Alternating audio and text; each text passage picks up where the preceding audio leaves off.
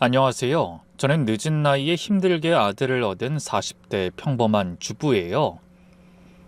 앞서 제 소개를 평범하다고 했지만 사실 제 인생은 그리 평범하지만은 않았답니다. 강남의 번듯한 아파트에 살고 있고 남들이 보기엔 부러운 것 없는 삶이겠지만요. 마음 한구석에 늘 시커먼 멍이 들어 있었어요. 그 멍을 만든 건 바로 시어머니였죠. 긴 세월 동안 그분은 제 영혼을 갉아먹는 독처럼 존재했어요. 시댁에선 제 이름을 잃어버린 지 오래였죠. 시어머니는 절 한 번도 이름으로 불러준 적이 없었거든요. 늘 야 아니면 너였어요. 그럴 때마다 제가 정말 사람인가 싶을 정도로 자존감이 바닥을 쳤답니다.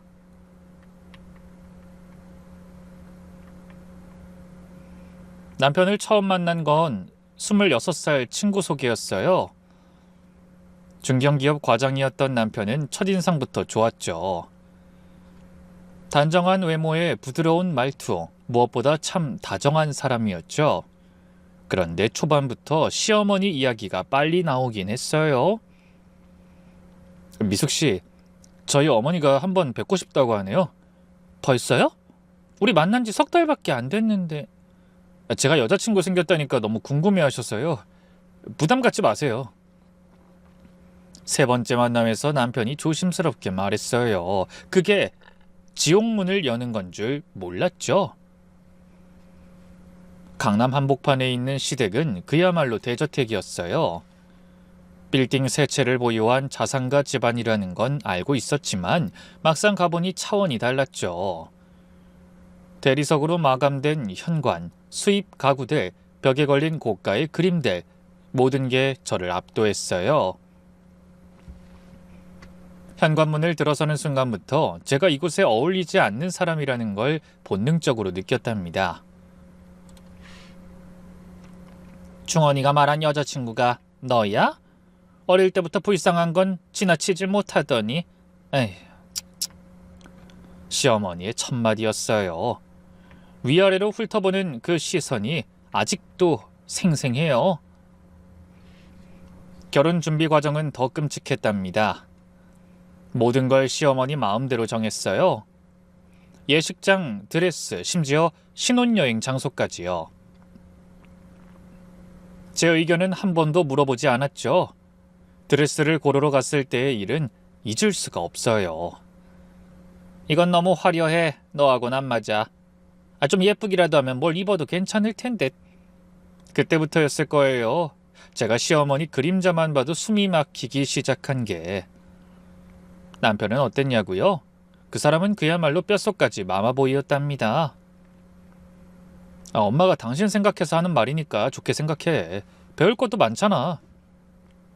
이게 남편의 입버릇이었어요. 결혼 초부터 시어머니의 가장 큰 관심사는 오로지 손주였어요. 아니, 집착이라고 해야 맞을 것 같네요. 정확히 말하면 손자에 대한 무서운 집착이 시작됐죠. 아직 소식 없어? 어머니, 이제 결혼한 지 2달밖에 안 됐는데. 2달이면 충분하지. 내가 충원이 가졌을 땐 첫날 밤에 생겼어. 결혼 후 1년이 지나자 대놓고 닥달하기 시작하셨죠. 병원은 가봤어? 너 무슨 문제 있는 거 아니야? 살이 너무 쪄서 그런 거 아니야?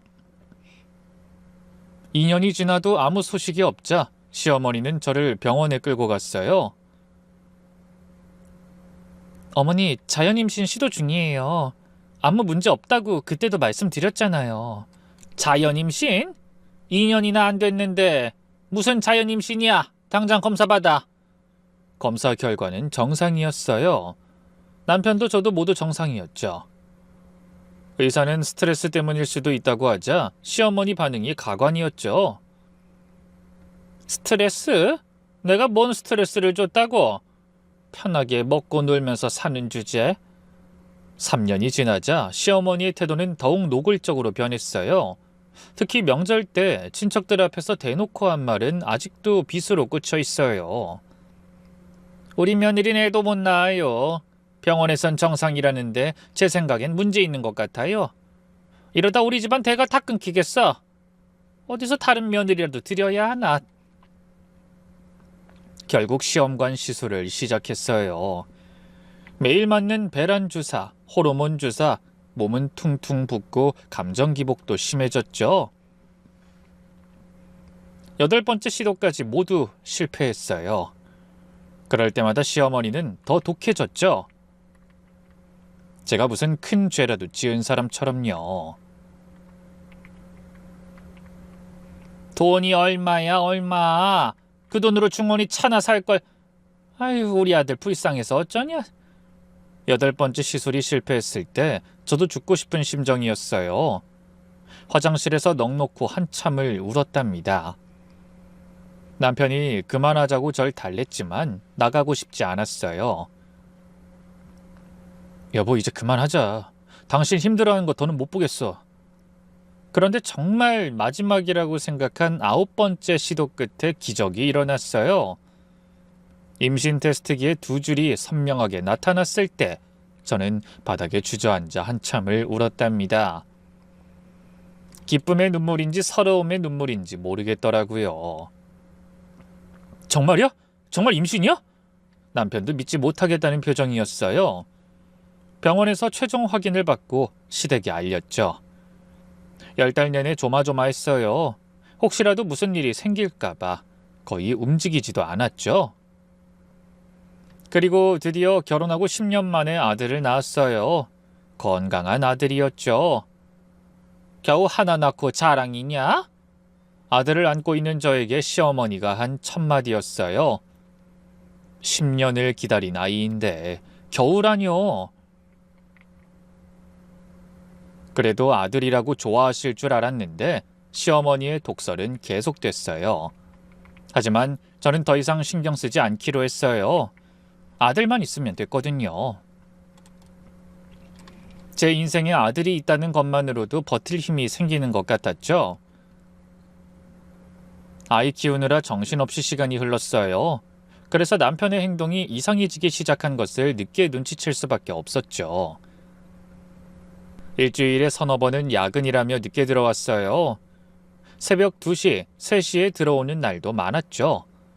그런데 계속 보다 보니 이상한 게 들어오자마자 샤워부터 한다는 거였어요. 피곤하면 그냥 자지 왜 매번 오자마자 샤워부터 해? 오늘 회식했거든. 고기 냄새 나잖아.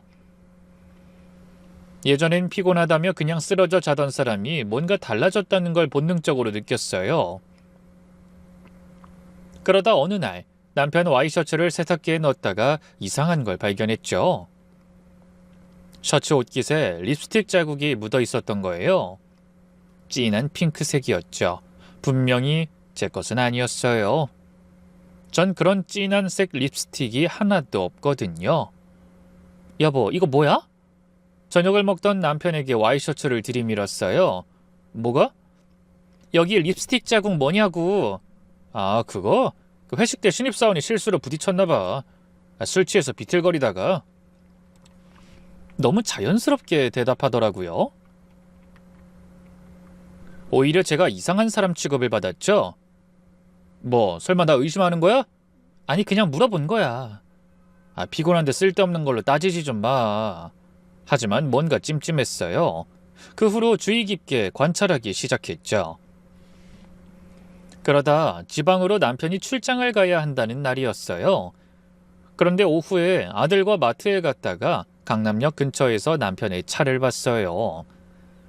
번호판을 확실히 확인했죠. 분명 대구 출장이라고 했는데 말이에요. 엄마, 아빠 차다. 저기. 아들도 단번에 남편 차를 알아봤어요.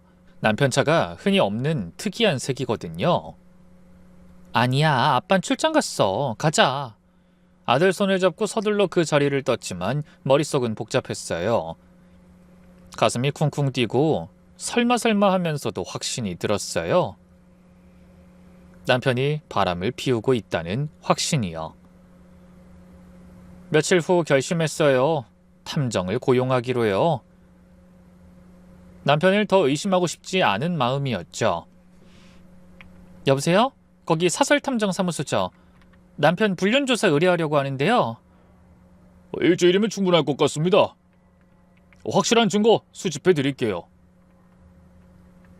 그 일주일이 얼마나 길게 느껴졌는지 몰라요. 남편 얼굴을 볼 때마다 속으로 생각했죠. 당신 아니지?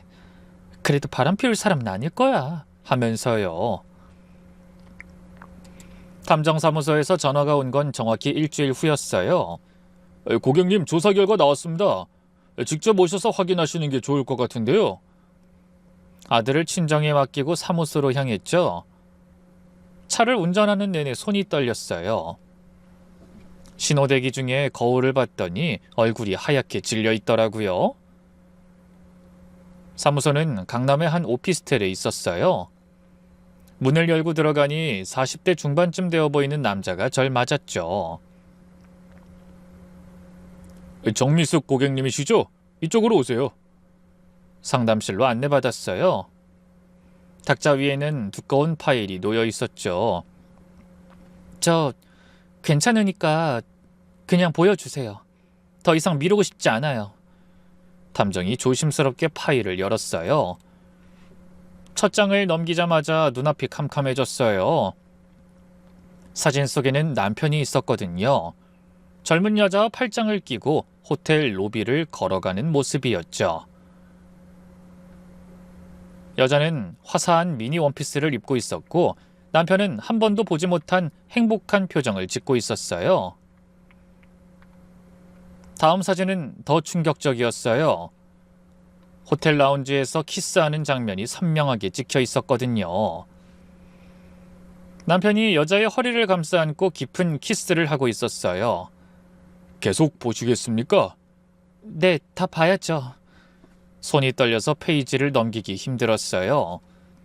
레스토랑에서 다정하게 식사하는 모습, 손을 잡고 대화하고 와인을 마시며 눈을 맞추는 모습, 모든 사진이 연인의 모습이었죠. 상대 여성은 김지연, 26살, 남편분 회사 신입사원입니다. 26이요? 네, 작년 하반기에 입사했고요. 마케팅팀 소속입니다.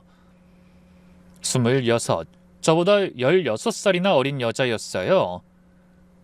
사진을 자세히 보니 정말 젊고 예뻤어요. 긴 생머리에 큰 눈, 마른 몸매, 제가 가지지 못한 모든 걸 가진 여자였죠. 조사 결과 6개월 전부터 두 사람이 관계를 가진 것으로 확인됩니다. 호텔은 주로 강남 일대 특급 호텔을 이용했고요. 룸은 스위트룸을 주로 썼네요. 스위트룸이요? 그게 하루에 얼마? 100만 원 이상입니다. 총 지출액이 3천만 원을 넘어요. 아들한테는 돈 아낀다고 난리치던 그 인간이 불륜녀한테는 3천만 원을 썼다니. 마지막 사진은 좀 충격적일 수 있습니다. 마음의 준비를 하세요. 네, 보여주세요.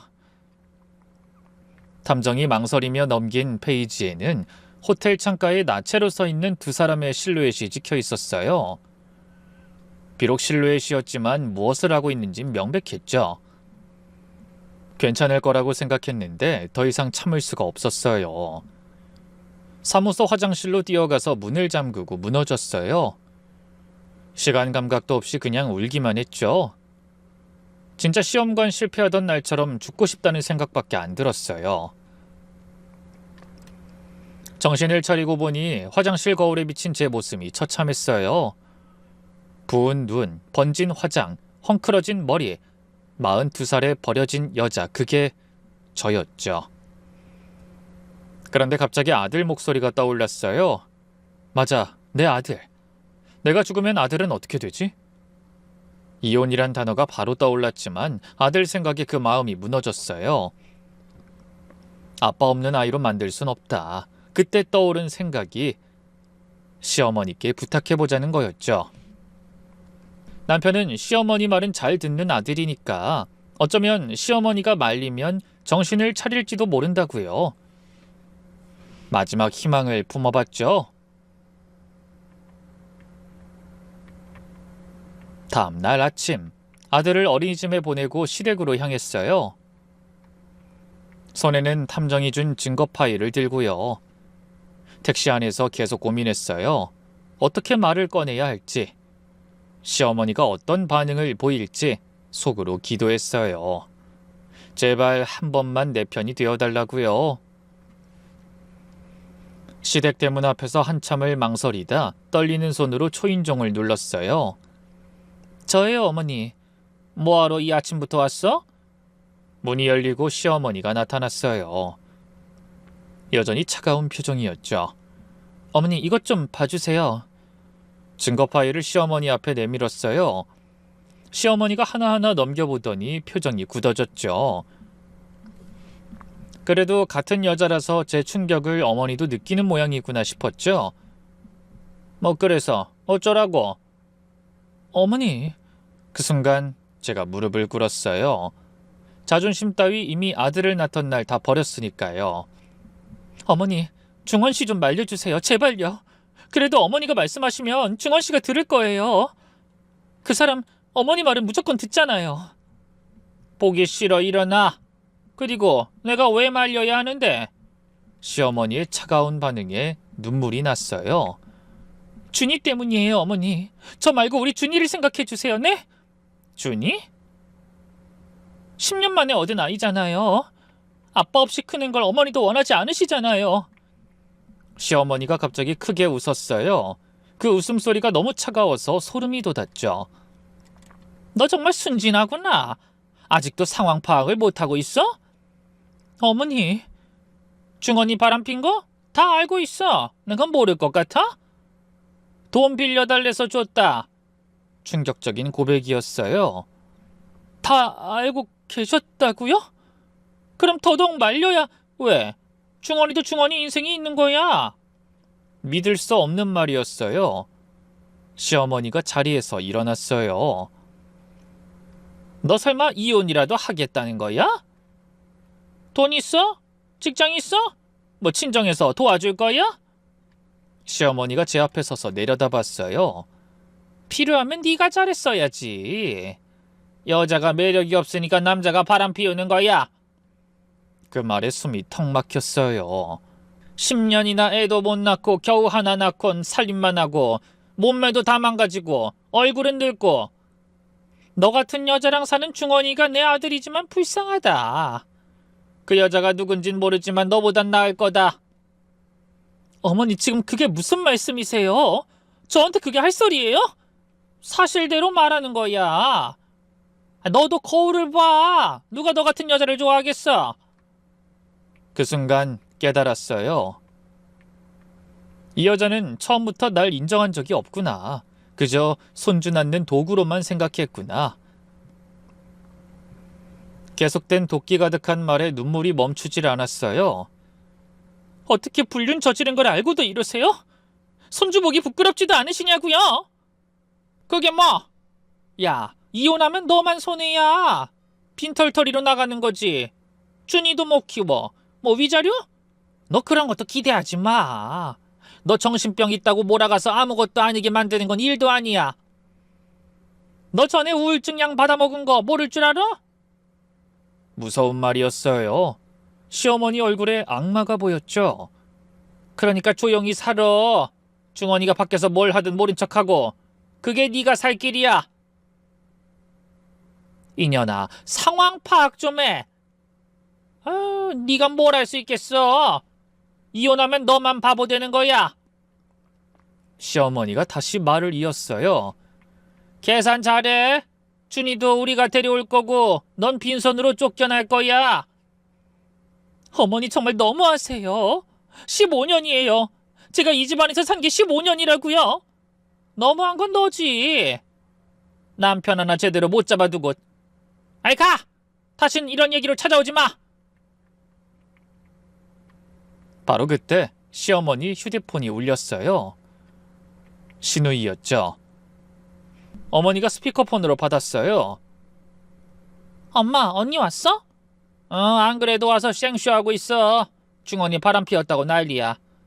신우이의 웃음소리가 들렸어요. 더 이상 들어줄 수가 없었죠. 제가 나가자마자 문이 쾅 닫혔어요. 문전박대당한 채 시댁 대문 앞에 서 있었죠. 그 순간 마음속에서 무언가가 완전히 끊어졌어요. 더 이상의 연민도 기대도 아무것도 남지 않았죠. 집에 돌아오니 남편이 와 있었어요. 시어머니한테 연락을 받았나 봐요. 소파에 앉아 TV를 보고 있는 모습이 너무나 태연했죠. 그 모습을 보니 더 화가 치솟았어요. 미수가, 우리 이혼하자. TV도 끄지 않고 단도직입적으로 말했어요. 미안하다는 말도 설명도 없었어요. 그 여자랑 재혼이라도 하게? 나랑 산 건 뭐였어? 그런 얘기해서 뭐해. 이미 끝난 거잖아. 남편이 드디어 TV를 끄고 저를 봤어요. 준이는 우리가 키울게. 당신은 양육권 포기해. 미쳤어? 내 아들인데 왜 포기해? 현실적으로 생각해. 뭐 준이 학원비라도 낼 수 있어? 사교육비가 얼만지는 알아? 그 말이 비수처럼 꽂혔어요.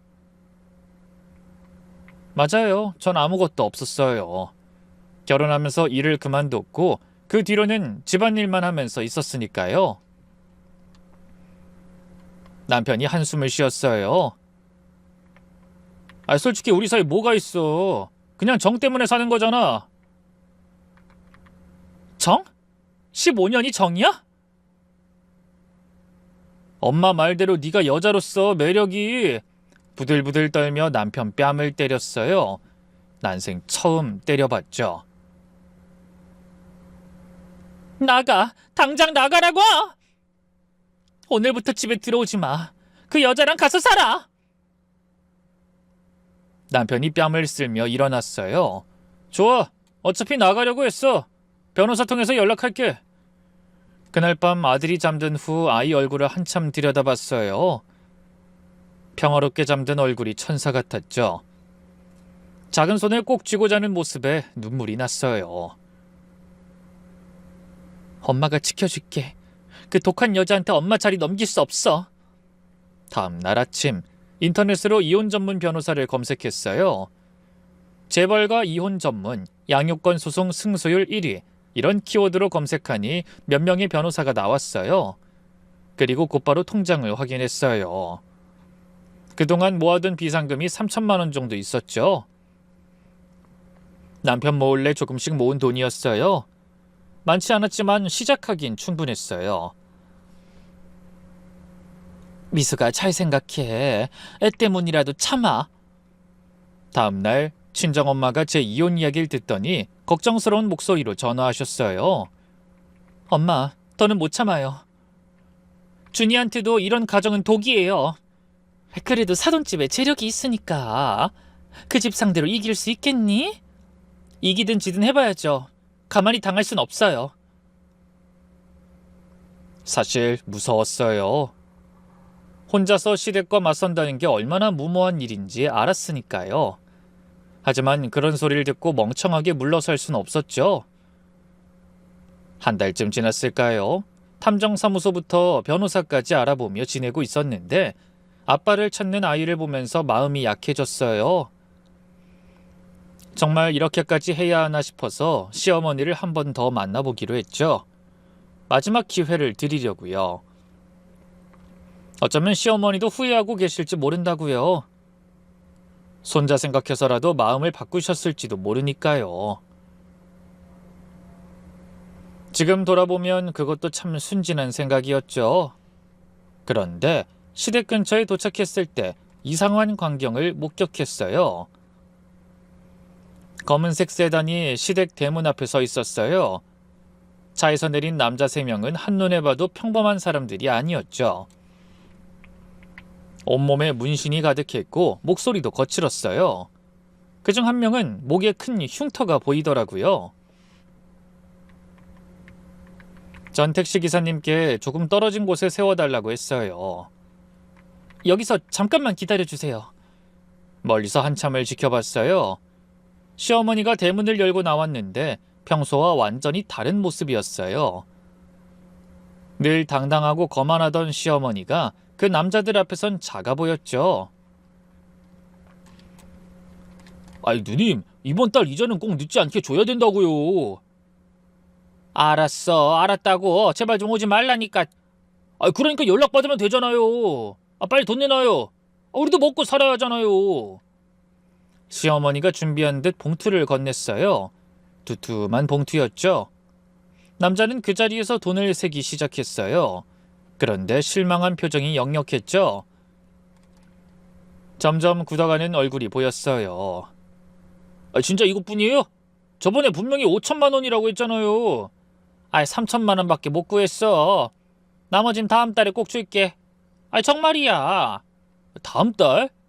내가 누님 하면서 잘해주니까 우리가 호구로 보여요? 목에 흉터 있는 남자가 한 발짝 다가섰어요. 시어머니가 뒤로 물러섰죠. 아니야, 그게 아니라 갑자기 큰 돈을 빼면 집에서 의심하잖아. 그건 당신 사정이고 원금은 언제 갚을 거예요? 우리 사장님 화나면 그땐 저도 어쩔 수 없어요.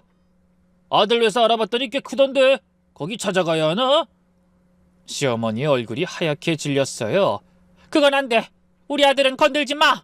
그럼 돈 갚아요. 다음 달에 꼭 원금 일부라도 갚아야 해요. 남자들이 차를 타고 떠났어요. 시어머니는 한참을 그 자리에 서 있었어요. 다리가 후들거리는 게 멀리서도 보였죠. 저 돈은 대체 어디서 난 거지? 시아버지는 아실까? 그리고 저 무서운 사람들은 누구지? 의구심이 들었어요. 그래서 차를 돌려 집으로 돌아왔어요. 그리고 곧바로 탐정에게 전화했죠. 이번엔 시어머니를 조사해 주세요.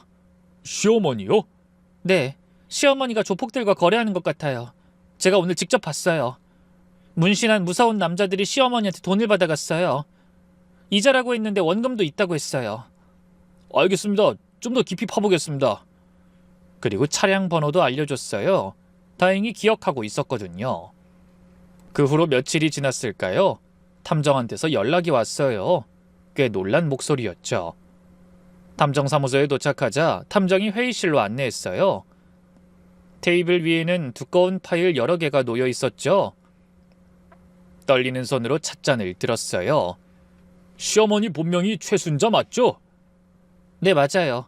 결혼하면서 박영희로 개명했다고 들었어요. 왜 개명했는지 이제 아시게 될 겁니다. 진짜 상상 이상이에요. 탐정이 첫 번째 파일을 열었어요. 오래된 신문기사 복사본이 나왔어요. 강남 유흥업소 파라다이스 마담 최순자 탈세 혐의로 구속. 뭐예요 이게? 파라다이스는 당시 정치인, 검사, 대기업 임원들이 주로 찾는 최고급 룸사롱이었습니다. 한 번 오면 1,000만 원은 기본이었다고 하네요. 그러니까 저희 시어머니가 룸사롱 마담이었다고요? 네, 그것 아주 유명한 마담이었어요. 강남의 여왕이라고 불렸답니다. 믿을 수가 없었어요. 늘 품위와 격식을 강조하던 시어머니가 유흥업소 마담이었다뇨. 그럼 시아버지는? 모르셨을 가능성이 큽니다. 결혼하면서 과거를 완전히 숨겼거든요. 이름도 개명하고. 어떻게 그게 가능하죠? 당시에 인맥이 대단했어요. 정치인, 검사, 경찰 고위층까지 그들이 도와줬을 겁니다. 탐정이 다른 문서를 보여줬어요. 시어머니의 과거 사진들이었죠. 화려한 드레스를 입고 유명 인사들과 찍은 사진들, 그 중에는 얼굴을 아는 정치인들도 있었어요. 더 중요한 건 이겁니다. 시어머니가 결혼 후에도 그 시절 인맥들과 계속 거래를 했어요. 특히 조직 보스들과요. 룸사롱을 운영할 때 보호비 명목으로 거래하던 조직이었는데 그 관계가 지금까지 이어진 겁니다. 그래서 그 무서운 사람들이 집 앞까지 온 거였군요. 네, 맞습니다. 시어머니가 그들과 함께 불법 대부업을 운영하고 있었어요. 그 말을 듣는 순간 머리가 복잡해졌어요. 불법 대부업이요? 네, 그 인맥들과 함께 사채업을 운영했어요. 이자는 월 30%씩이고요. 탐정이 장부를 보여줬어요. 빼곡하게 적힌 이름들과 금액들이 수도 없이 이어졌죠. 저희가 확인한 것만 500억이 넘습니다. 숨겨진 건 더 될 거고요. 500억이요? 네, 시아버지 재산과는 완전히 별개예요. 시어머니가 30년간 불법으로 모은 돈이죠. 손이 떨렸어요. 500억이라니. 시어머니가 그렇게 큰 비밀을 숨기고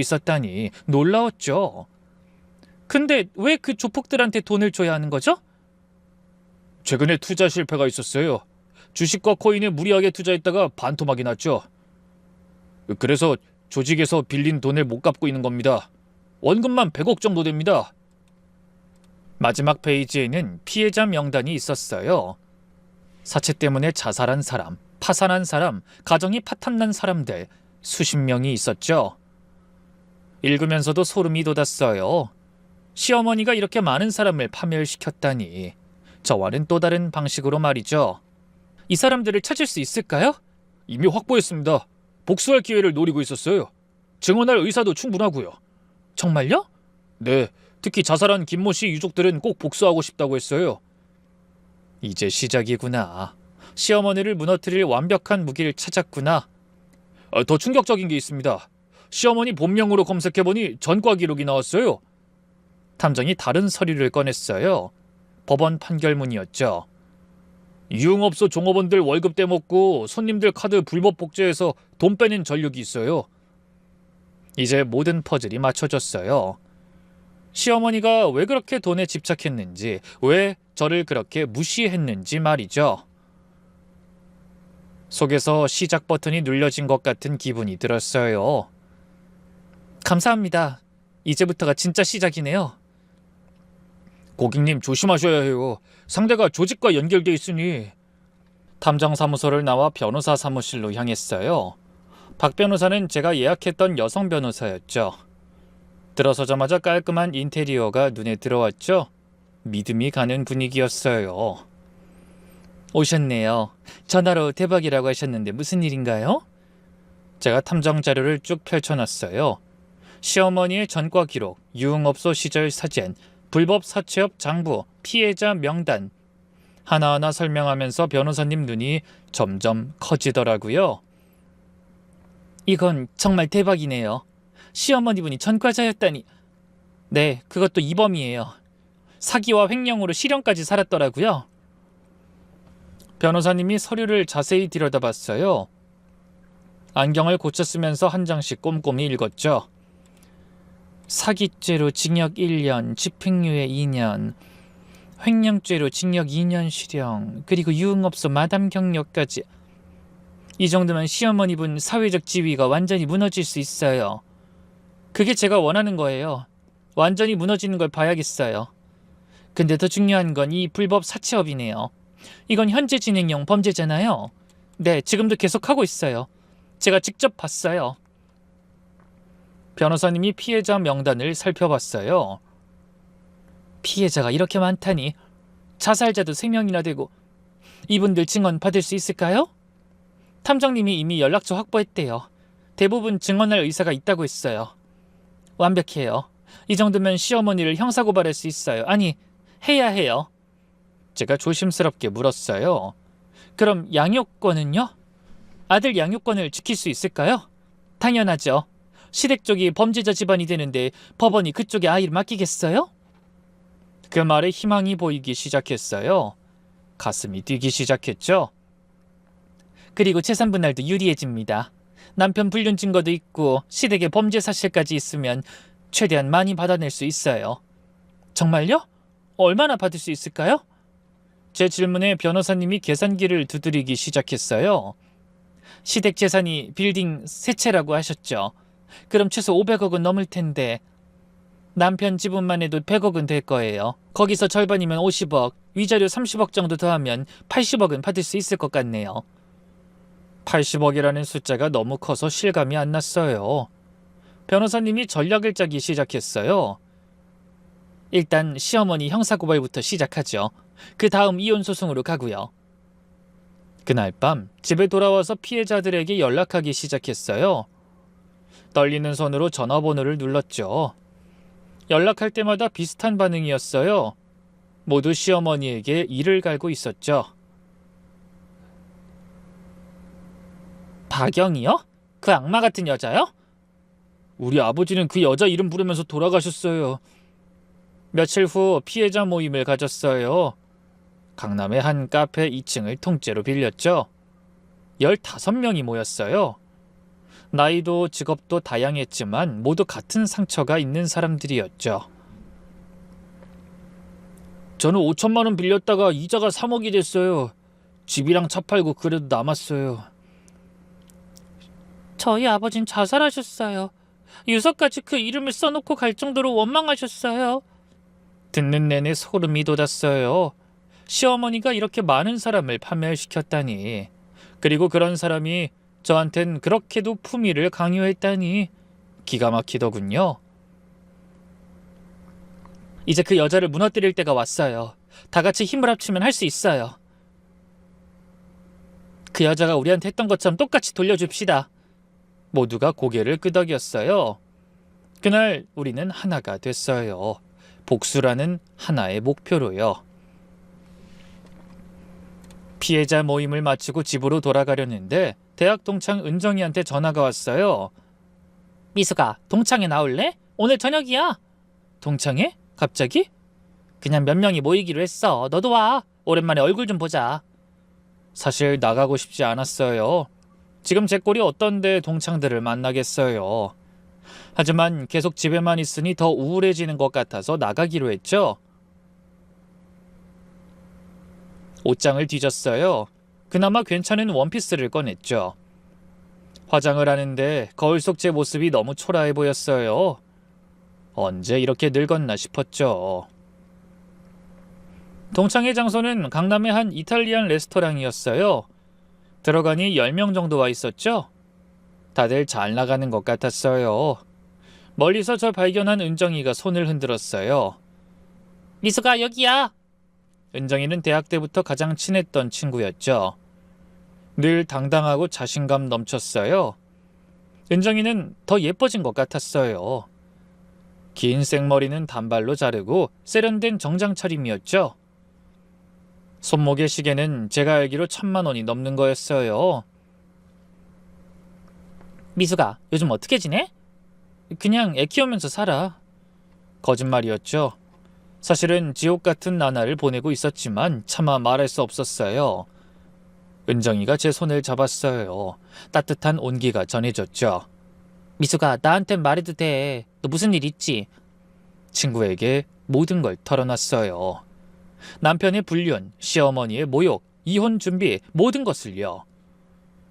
처음엔 조용히 말하다가 나중엔 흐느끼면서 말했죠. 옆 테이블 사람들이 쳐다봤지만 상관없었어요. 은정이는 조용히 들어주다가 갑자기 테이블을 쳤어요. 와인잔이 흔들릴 정도로 세게요. 미쳤네 정말. 그 시어머니란 여자가 사람이니? 어떻게 며느리한테 그런 말을 해? 은정의 눈에도 눈물이 고였어요. 그리고 남편은? 뭐 바람 피운 주제 양육권을 뺏겠다고? 미친놈이네 진짜. 아들 때문에 아빠 없는 애로 키우기 싫어서 참았어. 은정이가 한숨을 쉬었어요. 그리고 와인을 한 모금 마시더니 말했어요. 미수가, 사실 나도 작년에 이혼했어. 아직 애들은 모르지만. 충격이었어요. 솔직히 은정이는 완벽한 결혼 생활을 하는 줄 알았거든요. 남편이 바람 피웠어. 그것도 3번이나. 처음엔 용서했는데 또 피우고 3번째는 내 친구랑 바람 피웠어. 그 버릇 절대 못 고쳐. 그건 내가 겪어봐서 잘 알아. 뭐? 친구랑? 그것도 내 결혼식 들러리 섰던 친구. 완전 막장이지? 은정이가 씁쓸하게 웃었어요. 그래서 이혼했어. 깨끗하게. 그리고 사업에 몰두했지. 그놈 후회하게 만들려고. 성공해서 복수하려고. 그래서 우리 회사 작년 매출 100억 넘었어. 100억? 너 성공했다더니 진짜구나. 은정이가 명함을 꺼냈어요. 대표라는 직함이 박혀 있어서 더 멋지게 보였죠. IT 회사인데 아직 준비 단계야. 시니어 관련 플랫폼 만들고 있어. 그러더니 은정이가 갑자기 제 손을 꽉 잡았어요. 미수가, 우리 같이 하자. 어? 난 아무것도 할 줄 아는 게 없는데. 무슨 소리야. 너 격리부에서 일했잖아. 숫자에 밝고 꼼꼼하고. 내가 찾던 파트너야. 은정이가 아직 준비 중이라는 사이트와 함께 사업 계획을 저에게 보여줬어요. 봐봐, 시니어 쇼핑 플랫폼인데 50대 이상을 타겟으로 한 온라인 쇼핑몰이야. 요즘 시니어들을 위한 제대로 된 플랫폼이 없어. 글씨도 작고 복잡하고. 듣다 보니 일리가 있었어요. 우리가 큰 글씨, 간단한 인터페이스, 음성 주문까지 가능하게 만들 거야. 넌 운영과 재무를 맡아줘. 너 꼼꼼하잖아. 그리고 격리 경험도 있고. 돈은 믿을 만한 사람한테 맡겨야지. 내가 투자할게. 넌 열정과 능력만 가져와. 은정이가 진지한 표정으로 말했어요. 미숙아, 우리가 성공하는 게 최고의 복수야. 그 인간들 코 납작하게 만들자. 내가 할 수 있을까? 왜 못해? 나도 했는데. 네가 성공하면 얼마나 후회하겠어? 아, 내가 그런 여자를 버렸구나 하고 땅을 치겠지. 그 인간들 진짜 후회하게 해주자. 은정이 말이 맞았어요. 진짜 복수는 제가 성공하는 거였죠. 은정아, 정말 고마워. 이런 상황에서 손 내밀어줘서. 그날 은정이와 손을 잡았어요. 새로운 시작이었죠. 희망이 생기기 시작했어요. 몇 주 뒤 서울중앙지검 앞에 피해자들이 모였어요. 15명이 한자리에 모이니 장관이었죠. 가장 큰 금액을 잃은 피해자 한 명이 말했어요. 오늘이 그날입니다. 드디어 그 악마에게 벌을 주는 날. 우리 아버지도 하늘에서 기뻐하실 거예요. 다 같이 검찰청으로 들어갔어요. 접수처에서 말했죠. 저희는 박영희, 본명 최순자를 고소하러 왔습니다. 검찰 직원이 놀란 표정을 지었어요. 피해자가 이렇게 많으신가요? 네. 30년간 불법 사채업으로 수많은 사람을 죽음으로 내몰았어요. 잠시 후 검사가 직접 나왔어요. 피해 규모가 상당하네요. 일단 고소장 접수하고 즉시 수사 착수하겠습니다. 고소장을 제출했어요. 두꺼운 서류 뭉치였죠. 피해자들의 진술서, 증거 자료, 시어머니의 전과 기록까지 그동안 변호사님 조언에 따라서 모은 자료들이었죠. 이 정도 증거면 충분합니다. 압수수색 영장도 신청하겠습니다. 검찰청을 나오니 다들 울고 있었어요. 이제 그 여자도 끝이에요. 같은 날 오후 국세청에도 갔어요. 박영희 씨가 30년간 탈세했어요. 금액이 수백억에 달합니다. 여기 장부 사본이 있습니다. 보시면 알겠지만 단 한 번도 세금을 낸 적이 없어요. 국세청 직원이 장부를 보더니 눈이 커졌어요. 이건 즉시 조사해야겠네요. 이 정도 규모면 조세포탈범으로 형사고발도 가능합니다. 이어서 금융감독원에도 신고했죠. 불법 사채업 신고합니다. 현재도 영업 중이에요. 월 30% 이자를 받고 있어요. 이건 명백한 불법이네요. 즉시 조사하겠습니다. 모든 신고를 마치고 집으로 돌아왔어요. 피곤했지만 후련했죠. 드디어 시작됐다는 안도감이 들었어요.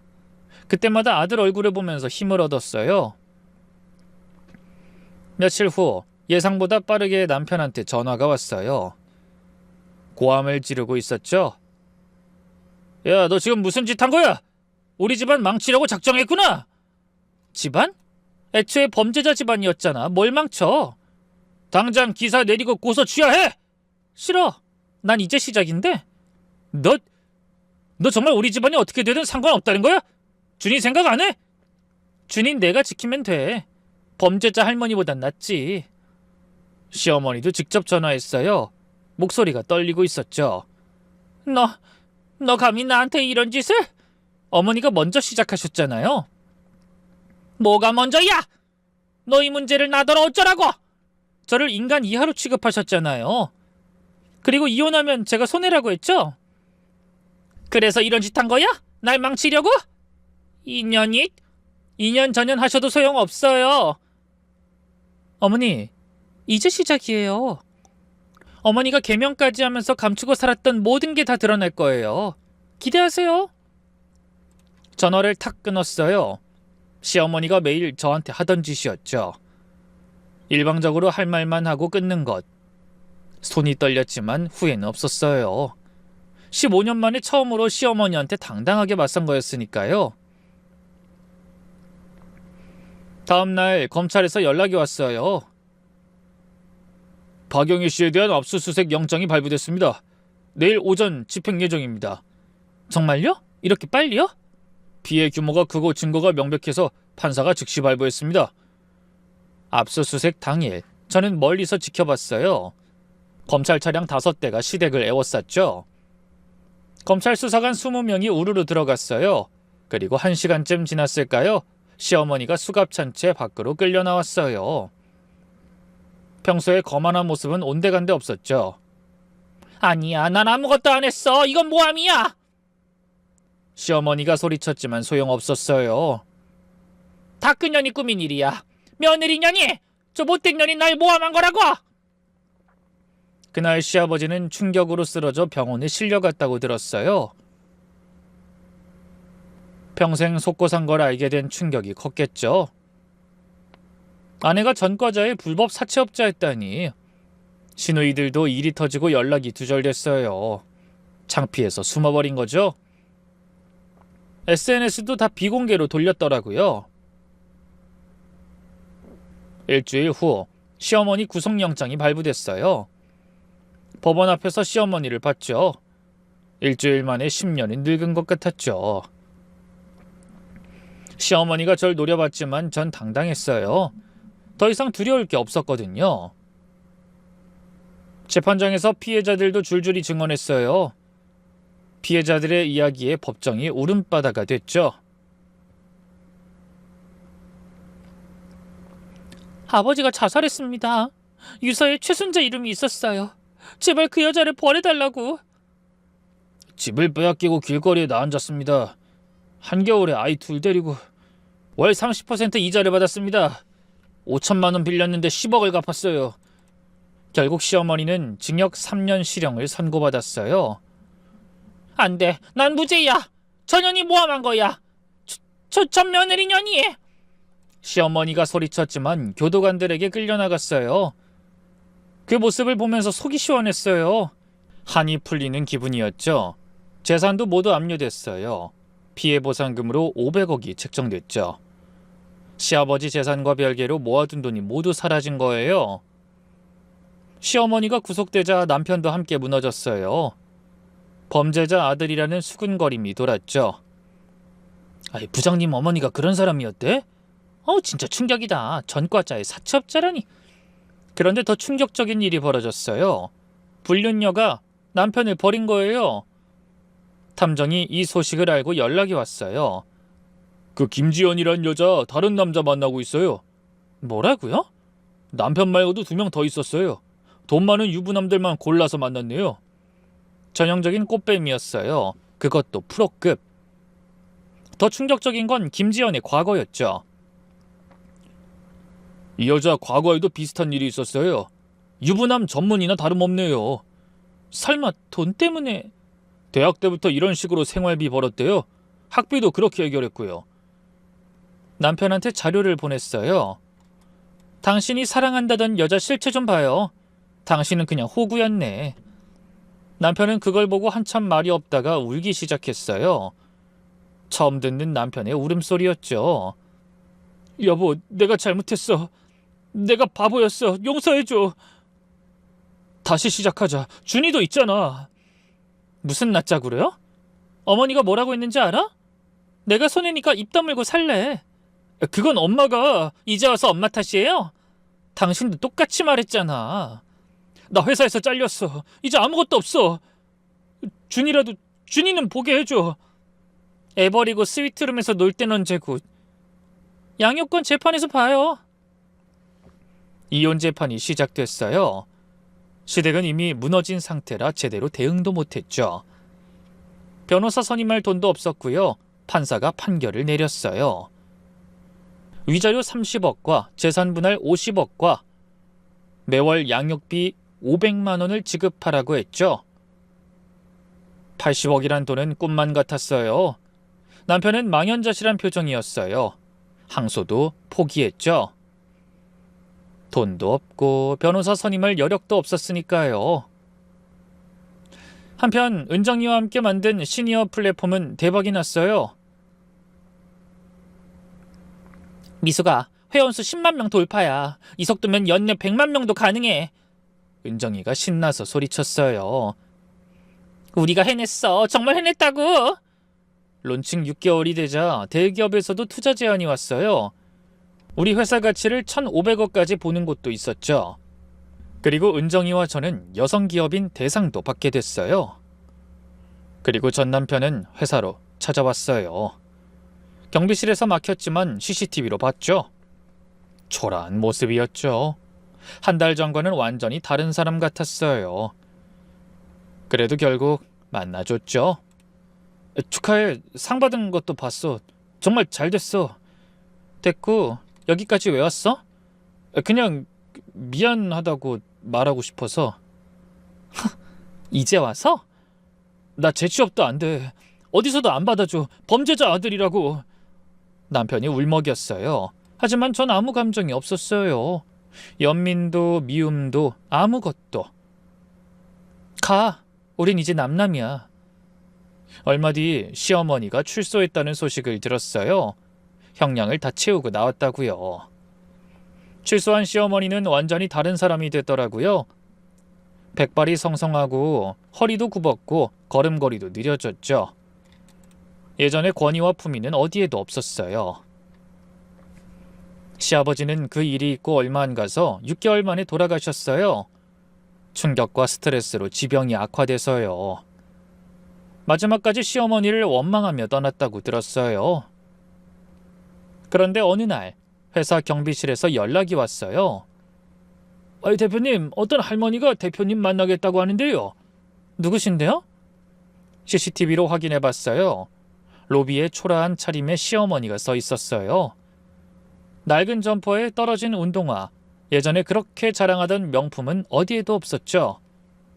그런데 시어머니가 무릎을 꿇었어요. 그것도 사람들 다 지나다니는 로비 한복판에서.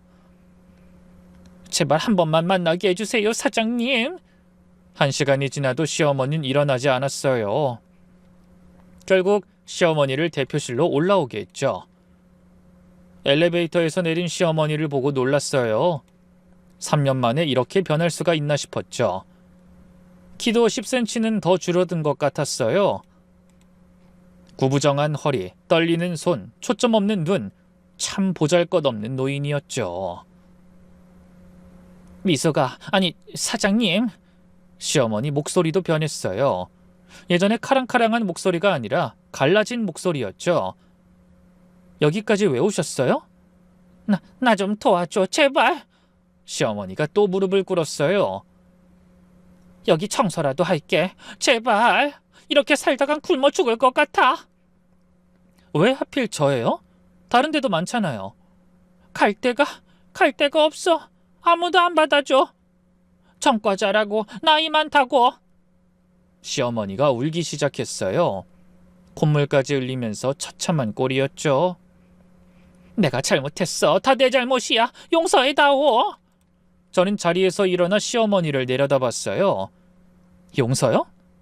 어머니 기억하세요? 목소리가 떨렸어요. 15년간 참아온 분노가 터져나오려 했죠. 10년 동안 아이 안 생긴다고 뭐라고 하셨죠? 쓸모없는 년이라고 했어요. 다른 며느리 구하겠다고 하면서, 그것도 명절 때마다 친척들 다 있는 앞에서. 목소리가 점점 커졌어요. 시험관 8번 실패할 때마다 돈만 날렸다고 구박하셨죠. 제가 화장실에서 피 흘리며 우는 걸 보고도 호들갑 떤다고 하셨고요. 아니, 더 있어요. 준이 낳고 나서도 겨우 하나 낳고 자랑이냐고 하셨죠. 제왕절개 상처가 아직 아물지도 않았는데. 미수가. 시어머니가 몸을 떨기 시작했어요. 남편 바람 피운 거 알고도 저한테 뭐라고 하셨어요? 이혼하면 너만 손해지 이년아. 기억나세요? 제가 시어머니 앞에 쭈그려 앉았어요. 눈높이를 맞춰서 똑바로 쳐다봤죠. 제가 무릎 꿇고 빌 때, 우리 준이 생각해서 한 번만 도와달라고 울면서 매달릴 때 어머님 비웃었어요. 제가 여자 구실 못해서 그런 거라고 내쫓았죠. 미안해, 정말. 15년 동안 전 사람이 아니었어요. 그냥 애 낳는 도구였죠. 일어서서 창가로 갔어요. 밖을 보며 말했죠. 새벽 4시에 일어나 시댁 제사 준비하고 명절 때마다 20명 넘는 친척 대접하고, 그래도 한 번도 고맙다 소리 못 들었어요. 시누이들 애 봐주고 시누이 남편 사업 자금 내주고, 그래도 전 계속 부족한 며느리였죠. 다시 돌아서서 시어머니를 봤어요. 어머니 아플 때 병원 모시고 다니고 그때도 친딸 같으면 더 잘했을 거라고 하셨어요. 내가 그랬구나. 네, 그랬어요. 그리고 제일 잊을 수 없는 건 목이 메었어요. 준이 돌잔치 때요. 제가 한복 입고 나왔더니 살 좀 빼고 입지. 아들이 불쌍하다면서 하객들 앞에서 망신 주셨죠. 제 아이 돌잔치에서요. 항상 어머닌 그런 식이었어요. 시어머니가 바닥에 완전히 엎드렸어요. 그리고 이제 와서 용서를 구해요? 청소부라도 시켜달라고요? 차갑게 웃었어요. 어머니, 전 어머니처럼 악독하지 않아요. 그래서 더 이상 어머니 미워하지도 않아요. 그냥 없는 사람이에요. 제 인생에서. 미수가 제발. 어머니가 저한테 가르쳐준 게 하나 있어요. 이혼하면 저만 손해라고 하셨죠? 틀렸어요. 어머니 만나고 산 15년이 제일 큰 손해였어요. 하지만 감사해요. 어머니 덕분에 강해졌거든요. 어머니가 절 인간 이하로 만들었지만 그래서 제가 더 높이 올라올 수 있었어요. 시어머니가 오열했어요. 미안해. 제발 용서해줘. 한 번만. 용서요? 어머니가 저한테 단 한 번이라도 진심으로 사과한 적 있나요? 시어머니가 대답을 못했어요. 없죠. 단 한 번도. 근데 돈 필요하니까 갈 곳 없으니까 용서를 구하는 거잖아요. 경비를 불렀어요. 이분 내보내주세요. 시어머니가 끌려나가면서 울부짖었죠. 미수가 제발. 내가 정말 잘못했어. 네 말이 다 맞아. 내가 악마였어. 제발. 문이 닫히기 직전 마지막으로 한마디 했어요. 어머니가 절 무너뜨리려 했지만 전 일어섰어요. 어머니가 쓸모없다고 한 며느리 이제 우습게 보면 안 될 사람이라고요. 그리고 어머닌 이제 정말로 아무것도 아니에요. 문이 닫혔어요. 그날 이후로 시어머니와 남편은 없는 사람이 됐죠. 그리고 속으로 제가 다짐한 걸 이뤄낸 그날이 떠올랐어요. 당신이 절 무너뜨리려 했지만 결국 무너진 건 시어머니였죠. 그리고 전 더 높이 올라왔어요. 상상도 못할 만큼 높이. 이게 제가 한 복수의 끝이었죠. 다행히 회사는 2년 사이 더욱 성장했어요. 연매출 500억을 돌파했고 직원도 70명이 넘었죠. 강남 한복판에 30층 건물을 통째로 쓰는 대기업이 됐어요. 가끔 은정이와 함께 밥을 먹으면 시어머니 이야기가 나오곤 해요. 그 썩을 시어머니 지금 뭐하고 산대? 글쎄, 알고 싶지도 않아. 사실 얼마 전 소식을 들었어요. 시어머니가 요양병원에 입원했다고. 치매 초기 증상이 있다고요. 병원비도 없어서 무료 병원에 있다고 들었어요. 남편도 작은 도시로 내려가 공사장 일용직으로 살고 있다고 하더군요. 하지만 더 이상 그들은 제 삶에 없어요. 얼마 전 처음으로 아들에게 할머니 이야기를 해줬어요. 아들도 제법 컸으니까요. 엄마, 근데 할머니 진짜 감옥 갔어? 응. 할머니가 남의 돈 빼앗고 사람들 괴롭혔어. 그것도 아주 오랫동안. 그래서 반성할 시간이 필요했지. 아들이 충격받은 표정을 지었어요. 그러더니 아들이 제 손을 잡았죠. 엄마 많이 힘들었지. 근데 나 때문에 참았지.